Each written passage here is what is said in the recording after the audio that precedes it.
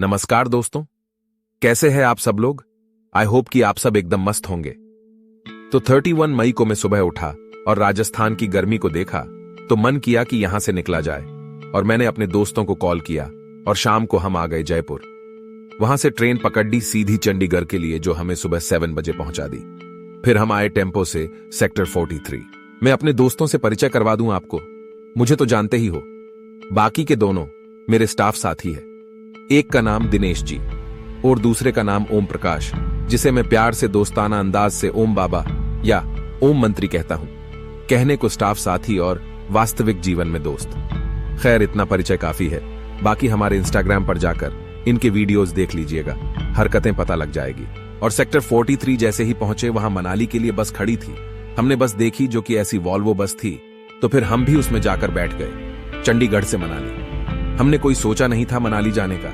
बस सुबह केवल यह डिसाइड हुआ था कि किसी ठंडी जगह जाना है। चंडीगढ़ से बस से सफर करने का फैसला किया, क्योंकि यह हमारे अकॉर्डिंग थी। क्योंकि टैक्सी करने का किराया भी ज्यादा आता और हमें वैसे भी बस से सफर करने में ज्यादा सुकून मिलता है। और हम रास्ते में सुंदर दृश्यों का मजा ले सकते थे आराम से। जैसे जैसे हम मनाली की ओर बढ़ रहे थे, हम खूबसूरत पहाड़ों और घाटियों से घिर रहे थे और हरी भरी हरियाली देखने लायक थी।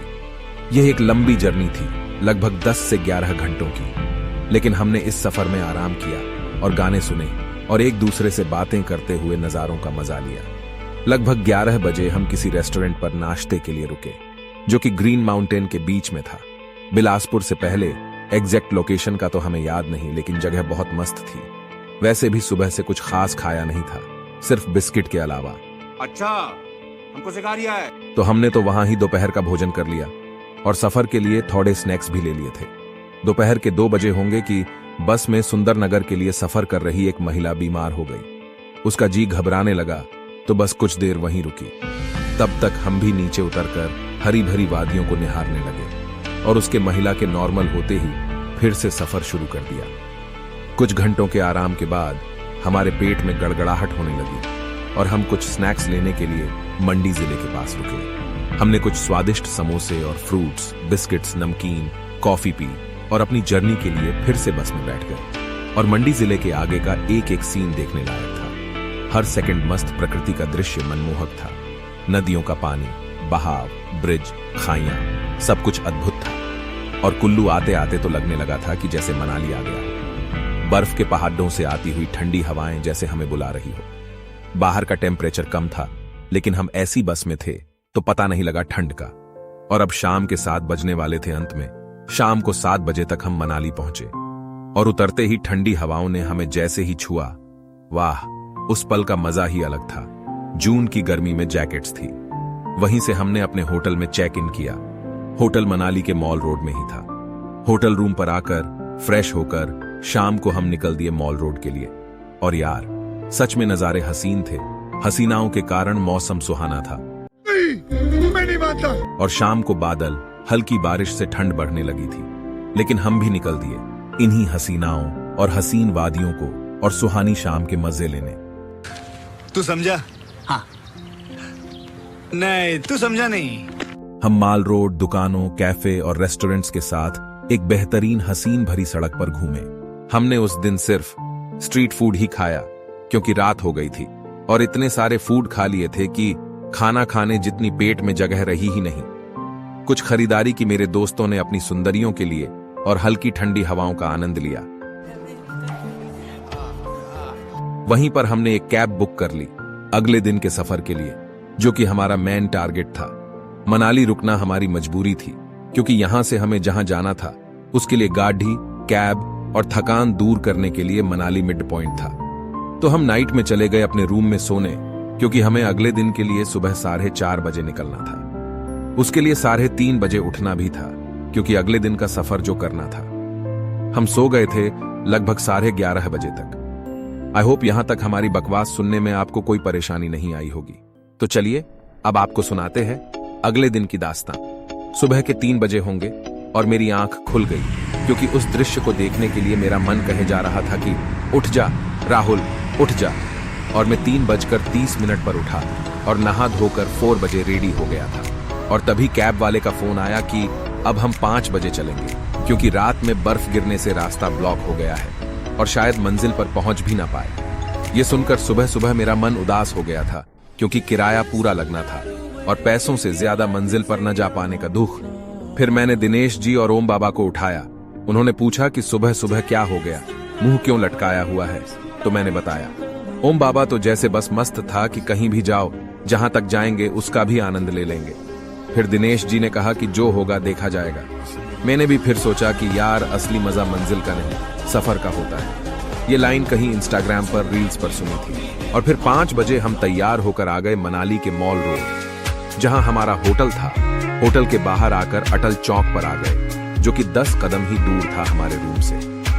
वहां आकर पूर्व प्रधानमंत्री अटल बिहारी वाजपेयी जी के स्टैच्यू के सामने कुछ फोटो ली और देखा जो रोड रात में हसीनाओं के कदमों से भरी हुई थी, वह एकदम शांत खड़ी थी। खैर, हमारी कैब वहां तब तक आ चुकी थी। फ्रंट सीट पर मैं बैठ गया, जैसे कि हर बार की मेरी आदत है। और 1 किलोमीटर चलते ही हमारे ड्राइवर ने हमें शूज और बर्फ वाली ड्रेस लेने की सलाह दी। मेरा तो सिर्फ शूज लेने का मन था, क्योंकि मन में वहां पहुंचने का इतना उत्साह था कि सर्दी का एहसास होने वाला नहीं था। लेकिन फिर हमने ले ली ड्रेस, 3 जोड़ी और निकल दिए वहां से। निकलने के 5 किलोमीटर आगे आते ही यार, जो नजारे थे ना, शब्द नहीं है यार उनको बताने के लिए। बस देखते ही जा रहा था। सफेद बर्फ से ढके हुए पहाड़ और ग्रीन ग्रीन वादियां, सफेद और हरे, और ऐसा कॉम्बिनेशन, क्या कहूं। नीचे नदी की धारा बह रही थी और देखते ही देखते कब सोलंग वैली आ गई पता नहीं लगा। हरे पहाड़ों के ऊपर सफेद बर्फ, आधी रोशनी तो बर्फ के कारण हो रही थी। वहां हमने पहाड़ों पर रहने वालों की बस्तियां देखी और जाना उन लोगों से कि अगर जून में ये हालात है तो सर्दियों में कितनी मुश्किलों का सामना करना पड़ता है। सर्दियों में पीने नहाने के पानी को वहां के लोगों को गर्म करके यूज करना पड़ता है। फिर हम निकल गए आगे लाहौल स्पीति के लिए, एक और हसीन घाटी और वहां के लोग। लाहौल से आगे हम पहुंचे अटल टनल, जो कि 10,000 फीट के ऊपर 9 किलोमीटर से ज्यादा की लंबी सुरंग थी। हमने तय किया कि आते वक्त यहाँ फोटो क्लिक करवाएंगे और सोलंग, लाहौल, सिसु क्रॉस करते हुए हम पहुंच गए दारचा क्रॉस चेकिंग पॉइंट पर, जो कि हमारा मैन प्रॉब्लम हो सकता था। और जो डर था वही हो गया। दूर से ही कार्स, ट्रकों की लंबी लाइनें लगी हुई थी।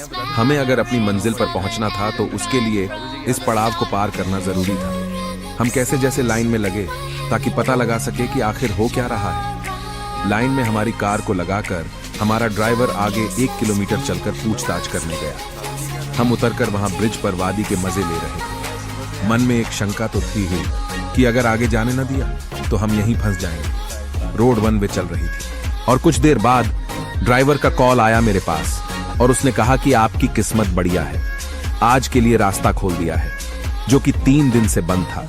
और शर्त यह है कि 1 घंटे बाद, वो भी इसलिए कि आज धूप निकली है, वरना आगे जाने नहीं देते। दारचा में पहुंच गए हैं। यहाँ से लेह बिल्कुल पास में है और आपको एकदम से ऐसा लग रहा होगा जैसे लेह में पहुंच गए हो। सिर्फ 350 किलोमीटर। और यहाँ से बारालाचा भी बिल्कुल नजदीक है और आप देख सकते हैं ऊंचे ऊंचे पहाड़ और कितने सारे, देखो ये साधन खड़े हैं, ट्रक खड़े हैं। ये परमिशन के इंतजार में है। यहाँ पर टाइमली परमिशन दी जाती है और उसी हिसाब से वाहनों को आगे रवाना किया जाता है। बहुत ही जैसा कि यहाँ का नज़ारा बहुत ही शानदार। हाँ, तो यही बोल रहे हो।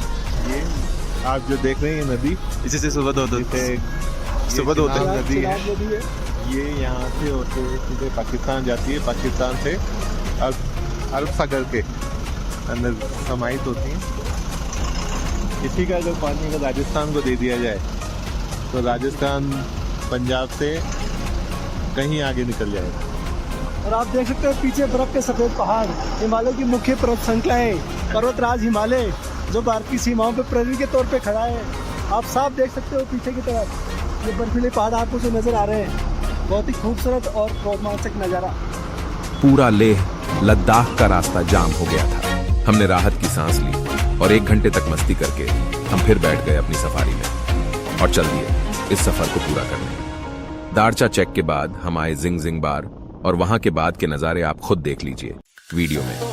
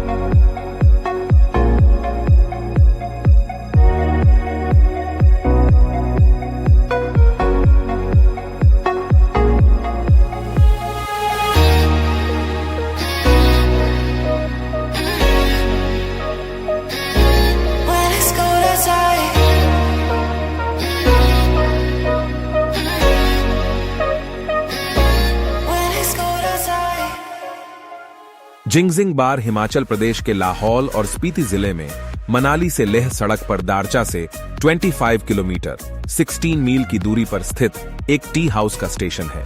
यह लगभग 14,010 फीट 4,270 मीटर की ऊंचाई पर स्थित है। इस बीच अस्थायी स्टे एंड ढाबे हैं जिनका उपयोग ट्रेकर्स और टूरिस्टों द्वारा रहने के लिए किया जा सकता है। और मस्ती करते करते हम पहुंचने ही वाले थे कि एक और लंबा जाम लग गया, करीब 2 घंटे का। बस कुछ दूरी और थी और ये वाला जाम बहुत थकाने वाला था। आज के दिन हमने 2 गलतियां की। पहली, हमने सुबह से कुछ खाया पिया नहीं था, और दूसरी, पानी की जो बोतल भी साथ लेकर आए थे वह खाली हो चुकी थी और बीच में कहीं भी रुककर ये सब लिया नहीं। जाम के समय मस्ती की बर्फ में, लेकिन 5 मिनट में ही सांस फूलने लगी, ऑक्सीजन की कमी होने लगी। ओम बाबा तो फिर भी हाइड्रेट था, लेकिन मैं और दिनेश जी दोनों ने 2 दिन में ज्यादा पानी नहीं पिया था, जिससे डिहाइड्रेशन होने लगा था।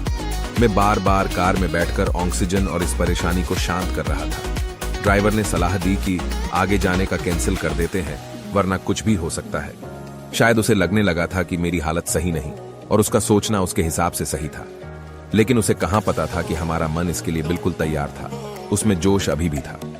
ड्राइवर ने कहा कि यहाँ ना हॉस्पिटल है, ना पानी, तबीयत बिगड़ सकती है। मैंने कहा कि यह हमारे लिए पहली बार नहीं है, बस तुम कुछ पानी लेकर आ जाओ, फिर सब सही हो जाएगा। फिर कुछ अन्य सैलानियों से पानी लेकर आया ड्राइवर और थोड़ी राहत मिली, लेकिन मन में ठान रखा था कि जाना तो है और बस फिर क्या, थोड़ा इंतजार ही सही। लेकिन हम कुछ घंटे के बाद पहुंच गए बारालाचा दर्रे पर, जो कि हमारी आज की मंजिल थी। बारालाचा ला को बारालाचा दर्रा या बारालाचा ला के नाम से भी जाना जाता है, जिसकी ऊंचाई 4,850 मीटर या 15,910 फीट है, जो उत्तरी भारत के जांस्कर रेंज में एक उच्च पर्वत दर्रा है। यह हिमाचल प्रदेश के लाहौल जिले को लद्दाख के लेह जिले से जोड़ता है। बारालाचा ला के तहत रेल सह सड़क सुरंगों का निर्माण किया जा रहा है। यहाँ आने में जो स्वर्ग जैसी वादियां थीं, उसको बयां शब्दों में नहीं कर सकता। बारालाचा के अंदर, बारालाचा आप ये देखने पर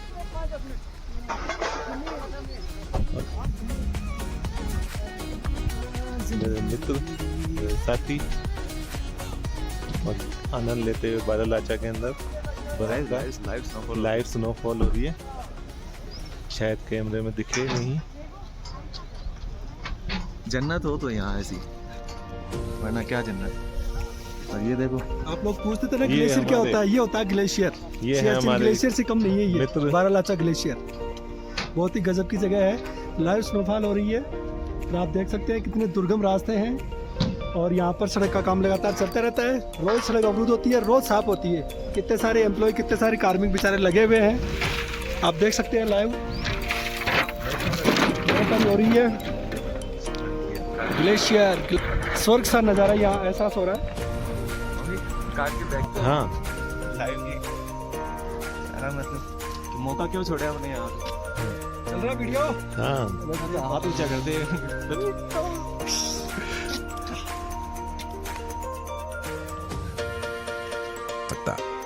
ऊंची ऊंची बर्फ की दीवारों से रास्ता, चारों तरफ सिर्फ था तो केवल सफेद बर्फ। और जहां पहुंचकर हमारी सारी थकान दूर हो गई थी, लेकिन वहां हम ज्यादा देर नहीं रुक सकते थे। वहां कुछ देर रुककर हमने रवानगी ली वापस आने की। वापस हमने लेह न जाने का फैसला पहले ही किया हुआ था, क्योंकि लेह लद्दाख का सफर एक अलग से करने का सोचा हुआ है। उसे यूं जल्दबाजी में नहीं कर सकते, उस सफर का एक अलग ही मजा होगा। इसलिए हमने बारालाचा को ही अपनी मंजिल बनाई थी, जो अपने आप में किसी मिनी लेह से कम नहीं था। दर्रों में सबसे शानदार दर्रा रोहतांग का अपना मजा है, लेकिन बारालाचा के जितना नहीं।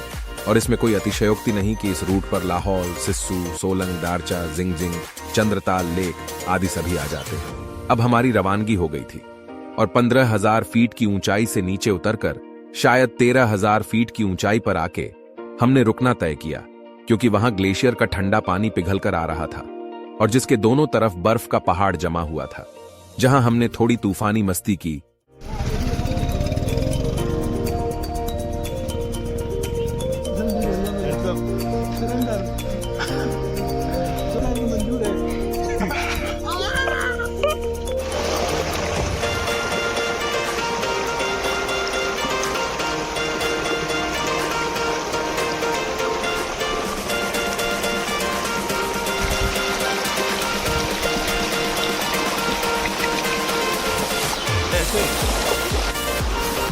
देखो ये जंगली जानवर, सुबह से कुछ मिला नहीं तो पागल हो गया।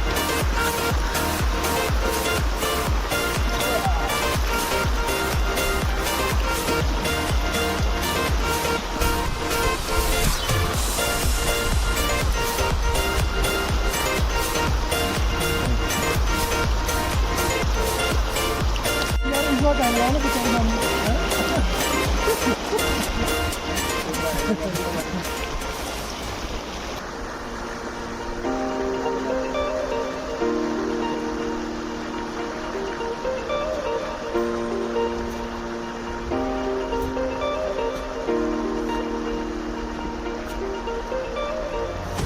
फोटो वीडियोस बनाए और फिर वहां से निकले।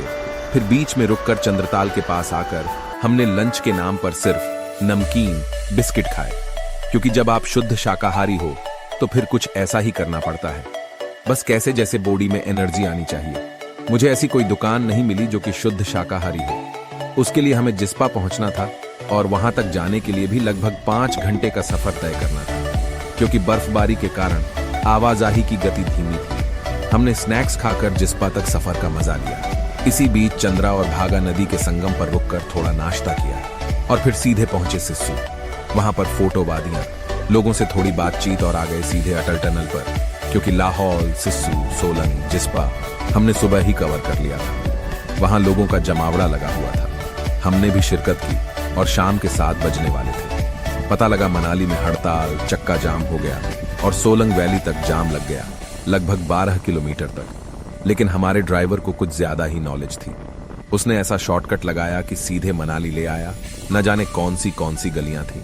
उस दिन सिस्सू से मनाली का अंतरंग सफर किया, जो कि हर किसी मुसाफिर के लिए पॉसिबल नहीं होता, और हमें बस महज 700 मीटर ही पैदल चलना पड़ा और हम आ गए हमारे रूम के पास। और फिर आकर के थोड़ा रेस्ट किया। फिर मॉल रोड आकर खाना खाया, जो कि वास्तव में महंगा था लेकिन स्वाद साधारण था। वैसे एक शुद्ध शाकाहारी के लिए वहां इतना मिला, ये भी कोई कम बात नहीं थी। हमने थोड़ा नाइट भ्रमण किया और 11 बजे तक हम सो गए। अगले दिन हमने मनाली लोकल प्लेस कवर करने का तय किया हुआ था। इतना सुनने के बाद शायद आप में भी हिम्मत नहीं बची होगी इस वीडियो को आगे देखने की, तो इस वीडियो में इतना ही काफी है। आगे की बातें अगली वीडियो में बताएंगे। अगर इस वीडियो को आप प्यार देंगे तो धन्यवाद। फिर भी शेयर, लाइक और चैनल को सब्सक्राइब जरूर कर दीजिएगा।